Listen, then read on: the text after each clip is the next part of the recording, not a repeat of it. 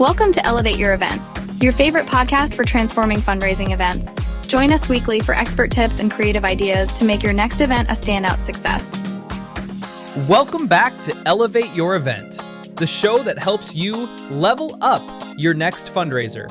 Today, Mitch Stein from Chariot breaks down donor-advised funds, what they are, how they work, and why using DAF and Handbid can lead to bigger gifts with less friction.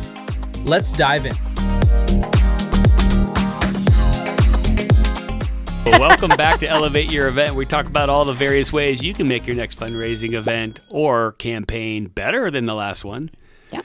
So we've got this is a repeat special guest because he's so amazing and so popular, and because he works for such an amazing company. We've brought Mitch back from Chariot to chat with us a little bit about donor-advised funds, because I think this is still a mystery for a lot of our listeners slash podcast viewers. Mm-hmm. Thank you. Yeah, well, I'd like to think in the past year, everyone has figured it all out. I don't think we're quite there yet, to say the least. Yeah, no, I hear you. And we just we did a integration with Chariot into the Handbid platform, so I got to know the process very well. Mm-hmm. And probably one of the most over-engineered and robust integrations that we've done. We were really happy to get it over the line. Rock solid. Yeah.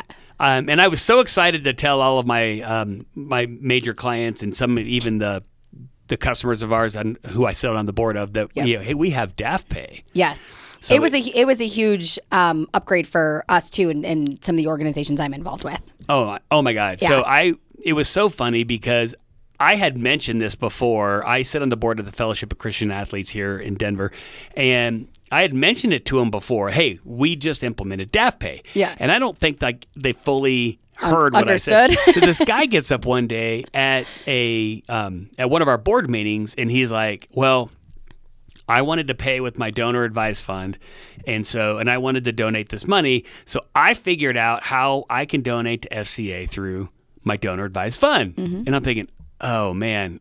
So he gets up and he says, you got to do these things. So you have to he had to go into like some tool, like I guess inside of his donor advised fund, and he had to find FCA. So he searches for FCA and he finds like 6,000 entries in there, right? And so he's trying to figure out which one it is, and he's kind of calling FCA corporate. Anyway, making sure he's sending money to the right place. And he was so proud of himself, because he had generated this PDF with like arrows and highlights, and this is what you type, and it's like 3 or 4 pages long. And he's like, this is how you donate to FCA. I'm like, I kind of raised my hand. I'm like, or you could just go to the FCA campaign page on Handbid and click the DAF-pay. Yeah, awesome. DAF-pay shouldn't be that hard. It shouldn't be. So anyway, we kind of jumped ahead here a little bit. Mitch, I know you've been asked this question 1,000 times. I know you speak a lot at conferences where you give this information, so bear with us and kind of strive through your board in here. But can you give a little DAF 101 to our listeners here? Like, what is a donor-advised fund? Remind us. What are we talking about? Yeah. Of course. Of course. And no, it's not boring, and I always love chatting about it. And I think it sounds more intimidating and complicated than it is. I think it's especially helpful to think about it like a 401k or an HSA. So a DAF is a tax-advantaged account for charitable giving, similar to how a 401k is a tax-advantaged account for retirement, or an HSA is a tax-advantaged account for your healthcare costs. So in those two examples, you are putting money into a specific fund. It can be invested, and it has restricted use, what it can be used for on the other end, retirement or healthcare costs. But in the DAF example, a donor advised fund, you are putting assets or cash into an account. You get your tax write-off immediately for that contribution, which that's the tax advantage piece. Those assets are invested in the account. They also grow tax-free. And then you make grants out of that fund over time, but it can only be used for making donations to eligible nonprofits. There's no takesies backsies once you put it into a donor advised fund. I think that's the technical term. Some people like to say irrevocable. So I can't walk into Crate and Barrel and make a donation to Crate and Barrel for a new sofa, is what you're saying. Like, it's in there, it's going to a registered 501c3 charity or something equivalent, right? So in what we learned through our process is there's only certain things that you can actually pay for with a DAF. Right. And that's the really important thing, especially in this context around events, is that you can, because you got that tax write-off when the money went into the DAF, there are more restrictions on how the funds get used, even when it is paid, quote unquote, paid to a nonprofit. So you can't use it to purchase things. Kind of like the overarching rule here is that you can't get any personal benefit from a DAF donation. So you can't use it to buy a table at an event or like pay for an auction item or pay for some tickets or straight donations. If you have a membership. Right. It is straight donations, but you can absolutely use it at the event when you do your paddle raise, your pledge call, whatever. Right. You should absolutely be encouraging people to use their DAF. And I think that's the biggest mismatch is people either just in their mind equate event, can't use my DAF, which is not the case. It's just certain things.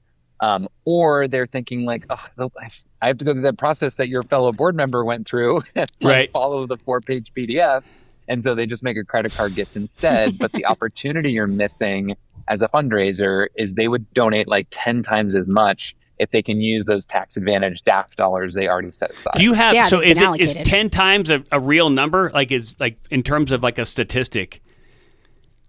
Yeah, I mean, it depends on the organization, but there's been several partners of ours like March of Dimes, Susan G. Komen, that have gone through the gifts they got through DAF Pay when a donor used their DAF for the first time, like they previously gave with a credit card and now they started using a DAF.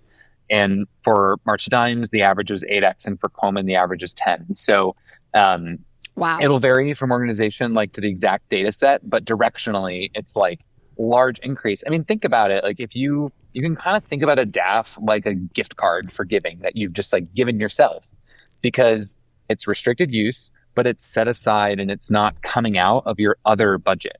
Right. So when I go into a store and I have a gift card, like I'm basically trying to spend the whole thing.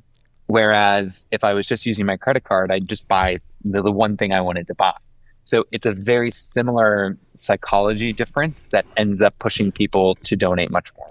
Oh, I think that's awesome. I think it's definitely important. And, you know, one of the things that we had to make sure was certainly well figured out on our side is when people are going to pay their invoice inside of Handbid, that we only allow them to pay with their DAF for what we call donation items in our platform.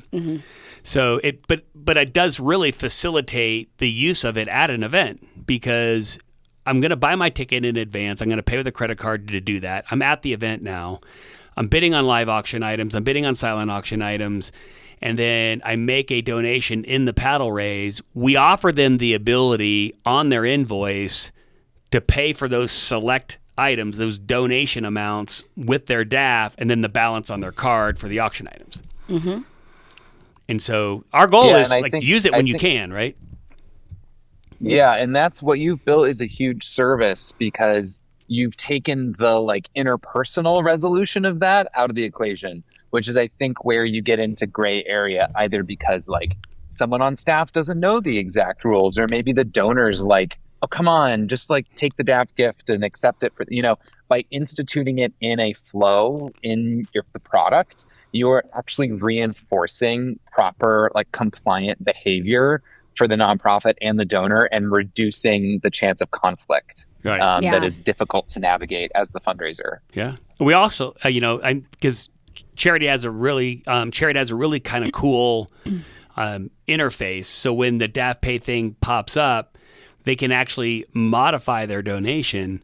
And so we even allow them, because they're now looking at their balance. It's like, okay, I was going to give $1,000, but I got 4,000 left in my account. 1,400 in my account or whatever. So I'll just donate all of it. I mean, they got to cool. So they can change it right there on the fly, and then we just update their donation. I mean, their money's already been spent, right? It's not in their bank account. It's already been sent. It's already been allocated. They know they're spending that money. Maybe it's, October. Are they going to go to any more events? Like, they got to get rid of this, right? Right. Well, or The intent is for them to spend their DAF, right? I mean, it does have, to your point about an HSA or a 401k, I mean, the intent is to grow that through, interest or through investments.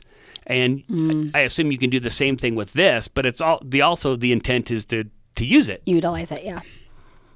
Right? Yeah, I think it's similar to an HSA in that way. Where like, yeah, you're trying to grow it, but also like when you want to use it, you want to use it when you have reason to.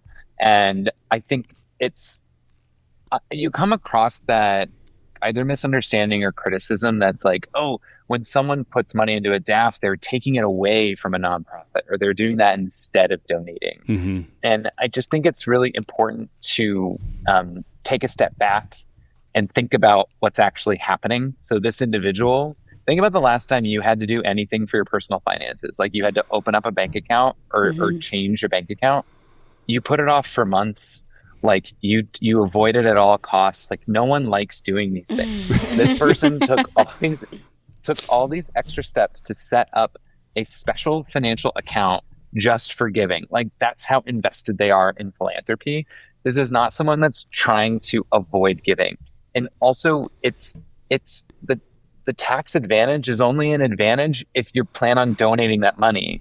Like otherwise the 40% write-off was still 60% cost. Like my dad always tells my mom whenever she says something it was on sale, I had to get it, was 40% off. And he always says, well, it was still 60% on. So right. I think people need to keep that in mind when, they're expressing some of this concern, because in reality, people are going out of their way to set up this account because they're intentional and that they're going to be more engaged in their philanthropy. And that's proven out in the data. Now, certainly people want to see it grow over time, and often they might be investing in like a long-term donation, right? Like maybe they're wanting to donate reach a certain threshold of donation to their alma mater, being able to name a building. And so they're using this to like as a saving, like a charitable savings account.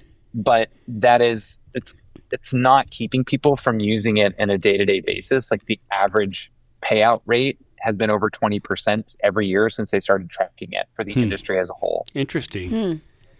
Now, we have not implemented this on our side, and I'm not sure if this is even legally or technically possible, but I guess I'll throw it out there. Could we build with you guys a form of a recurring donation where they would pay with a DAF? Yeah, so we have that capability in DAF Pay where you can set for a monthly recurring donation. What we're doing is when they're initiating that grant, like we're passing through the initiation request into their portal. And if the DAF offers that monthly recurring option, we're like toggling that on so that it can set up that recurring gift.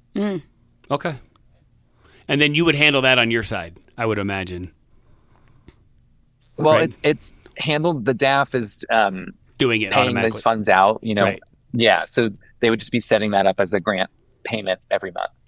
Got it. So Mitch, what have you seen?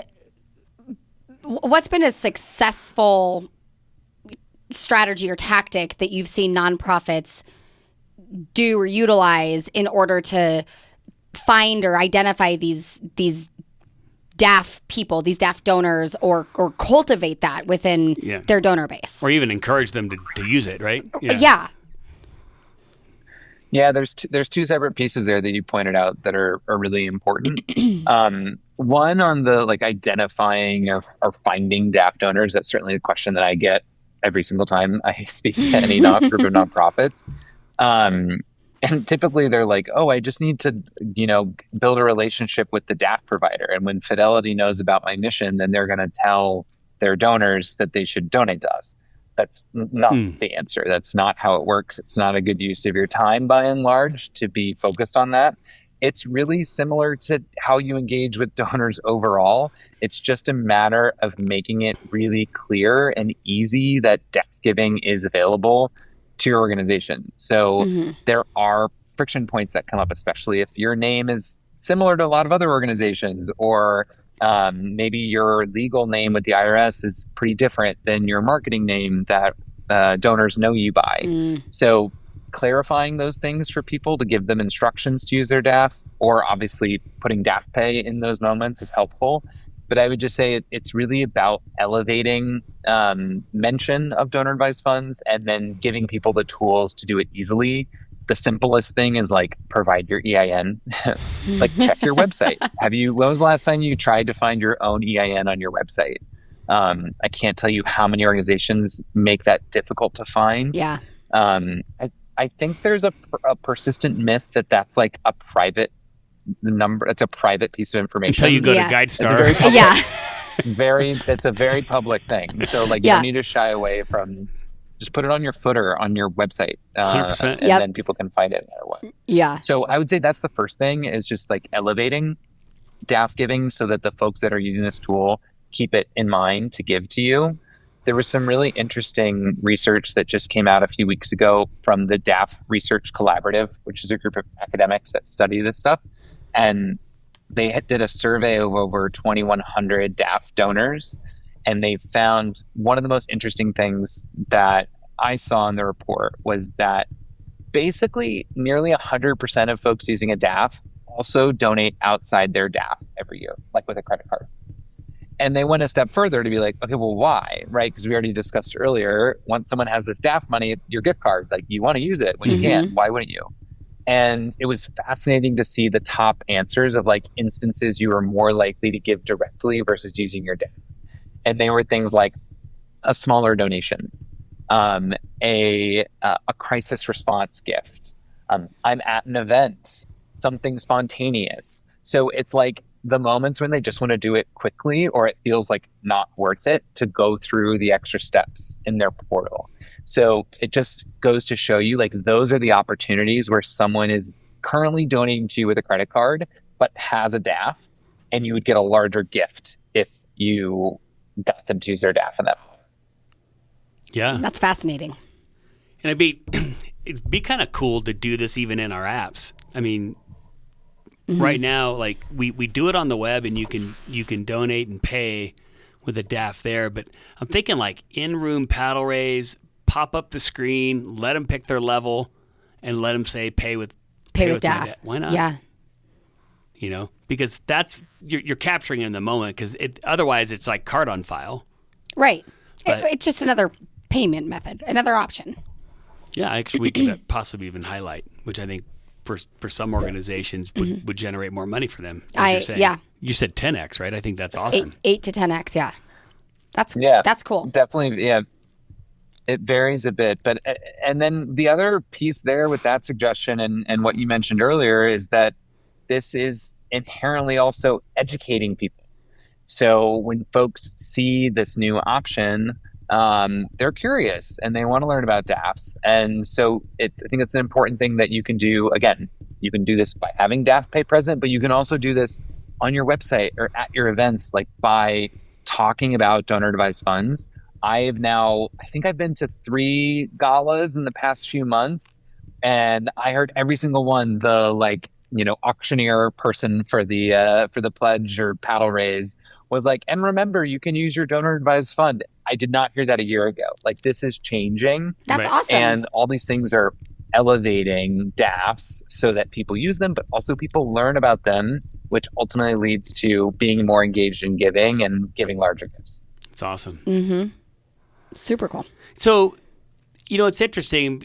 At that same board meeting I was at, we started conversation about, there just seems to be an impression, I think, from most that only rich people have DAFs.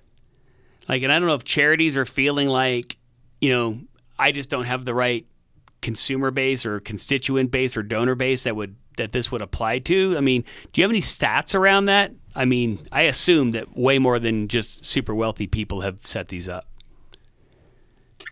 Yes, that's definitely the largest, like on my list of myths around DAFs, that's the single biggest one that is just not true. I just got breakfast this morning with a fundraiser at a very large national nonprofit, and he works in major gifts, but they put DAF giving under major and planned giving, regardless of the gift size.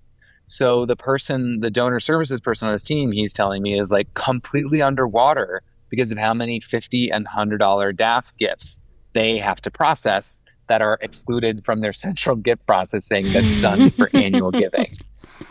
So to me, this is like the perfect example of that misconception and why DAFs don't just live in major gifts or planned giving, that it really is just a tool that all kinds of donors are using. It certainly has a lot of value for wealthy people. They can get more of those tax advantages because they're often contributing appreciated assets into their DAF. So like a share of stock that's gone up in value, to avoid some of that capital gains tax, they can contribute it, get the tax write-off on the full amount, avoid the capital gains, and it grows tax-free. So like that's where you're really optimizing the tax benefits.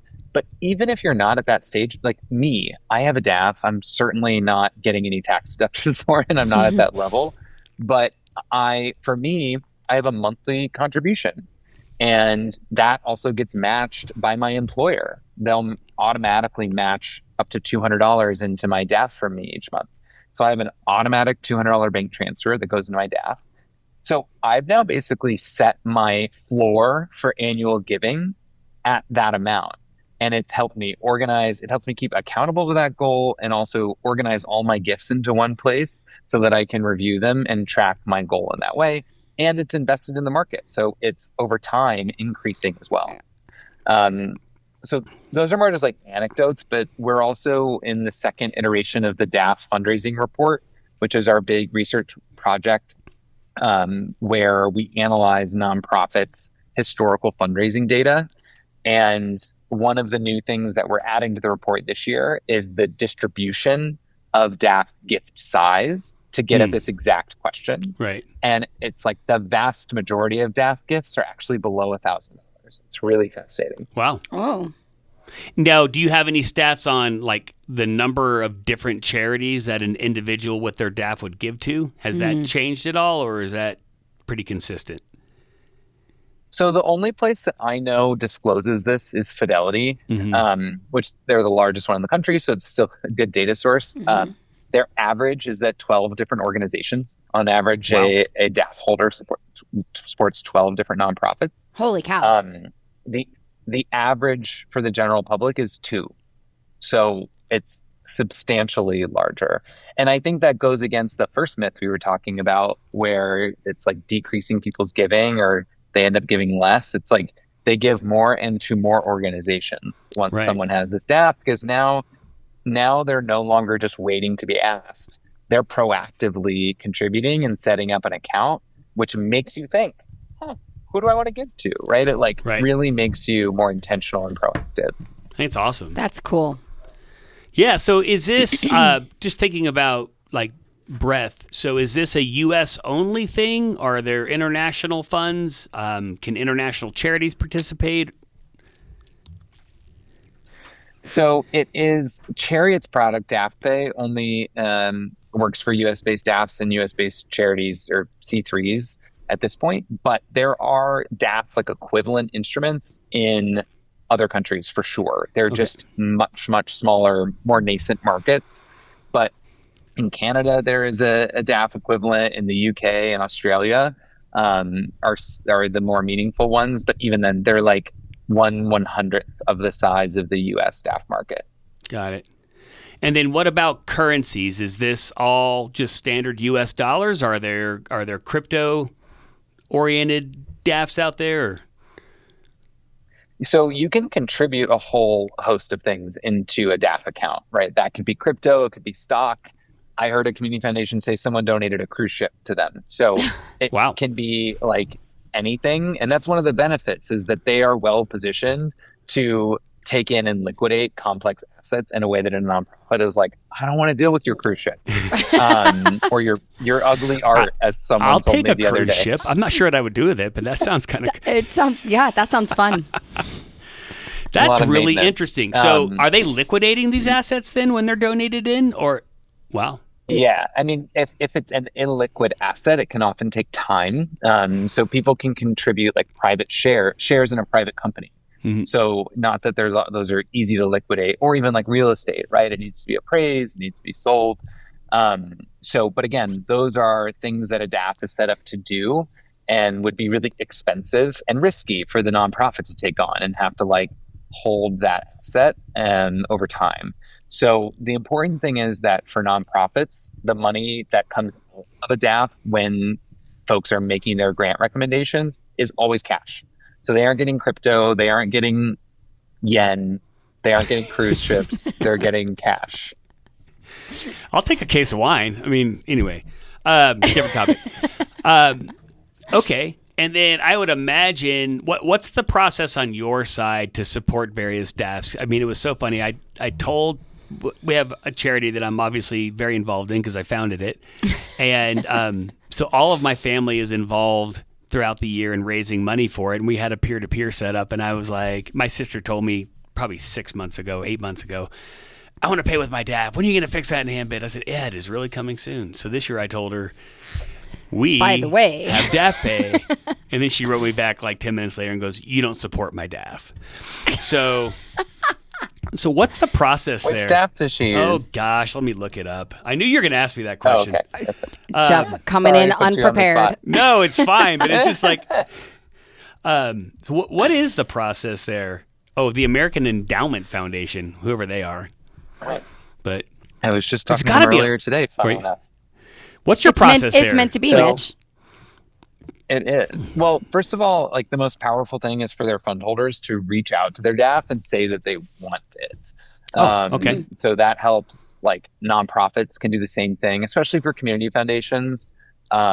We've found that to be effective, like local nonprofits that reach out to their community foundation and say like, hey, why aren't you all connected in DAF Pay? We've grown a lot. There's over 300 DAFs that are now fully connected to make those integrated DAF gifts. But I actually lead all of our DAF engagement. So we just connect with them, and it's a really straightforward process. There's no like technical build for the DAF provider. They provision us an account so that we can modify our like adapters and how they connect within that specific portal, so that we can have a unified experience as people go through the DAF Pay modal. Got it. Sounds easy. So you'll have that done next week? No, Is that how that works? Yeah. I think Tell them to call me. It sounds like paperwork. Yeah. I would just, I would imagine you're vetting them as much as they're vetting you, right? I mean, so just if there's a charity that is listening to this, or somebody who's also a donor and realizes that their DAF is not in DAF Pay, best place to start is not Chariot. It's to go to their fund and say, will you please Support get yourself this. into DAF Pay? Yeah. Right? 100%. And I'd also say the same for fundraising platform, by the way. That's just what we found is most effective, right? When you hear from your customers that need something, that's more than what we can do. And it's the same thing for the DAFs. Right. Makes sense. It does. 100%. Mm-hmm. So, so what do you see is the next set of major changes in this space over the next year? I was kind of end on kind of a little bit of forecasting here. Like you're the guy that's so involved in this. So it's like, okay, I see over the next 12 months, what massive adoption or legislation changes or what's out there for people to think about? Yeah, I mean, the legislative stuff, like who knows? That's a rabbit hole. I don't know if we're prepared to go down in this specific podcast episode. But yeah, I would say in the next 12 months, I mean, the earliest thing on the horizon that I'm focused on and spending a lot of time on is we just yesterday kicked off or announced the kickoff for DAF Day this year. Mm-hmm. So we started that event last year. It takes place in early October. This year it's going to be on October 9th. And it's meant to be a giving day specific to DAFs, and using that as kind of a focal point, a rallying cry for both nonprofits and DAF providers to engage their internal teams, to engage their audience, both in educating folks about DAFs and also encouraging people to use them together in a specific shared moment. And it's just been really cool to see how that grew from our first year, being like, planting the seed, having no idea what was going to happen. We had over 1,000 nonprofits participate. This year, we're now discussing like major DAF partnerships. We have almost 400 registrants for that kickoff webinar in 24 hours. Like, it is really scaling. So I'm just really excited to see how that changes the dynamic around DAF giving this year, having an earlier kickoff and just a lot more visibility. And I think, look, there's going to be a lot of large fundraising platforms that are going to introduce DAF Pay in the coming months. And I think the coolest thing about what we do is, like, that's not competitive to anyone, because every fundraising platform that adds this capability and every other nonprofit that adds this capability is increasing the visibility of DAF giving and getting people familiar with how easy it is to use their DAF through DAF Pay, which means just easier, more giving, reducing friction. I mean, y'all built a fundraising platform. You know how it works. If you reduce friction, people give more. And so we really view ourselves as doing that, like, the industry level for this specific vertical of giving. So I really think in the next 12 months, there's going to be a pretty seismic shift in that dynamic around DAF. So it's an exciting place to be. Well, count us in. We'd love to participate again. That'd be great. Yeah. I mean, that was impressive what you guys pulled off last year, I tell you. I mean, and I think also, I mean, to your point, just beneficial for the industry as a whole, right? to really get some exposure and some knowledge about what's out there. Yeah, absolutely.